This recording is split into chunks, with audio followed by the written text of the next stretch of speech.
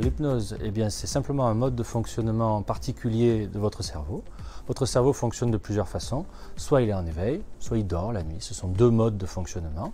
Dans le sommeil, il y a le sommeil profond, le sommeil paradoxal, c'est celui où vous rêvez.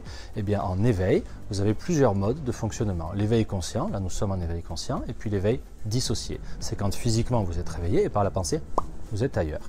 Ça se produit quand vous décrochez en cours, quand vous conduisez un long trajet sur l'autoroute et que vous êtes un peu perdu dans vos pensées. Ça, c'est de l'éveil dissocié. En fait, c'est de l'hypnose. Vous appelez ça de la rêvasserie, mais en fait, c'est de l'hypnose légère. Voilà. Et ce qui nous intéresse dans ce mode de fonctionnement particulier du cerveau, votre cerveau, c'est que lorsque le cerveau passe en hypnose, il a la capacité de venir agir sur les douleurs, moduler, calmer certaines douleurs. C'est ce qui nous intéresse en thérapie, en hypnothérapie particulièrement pour le traitement de la douleur.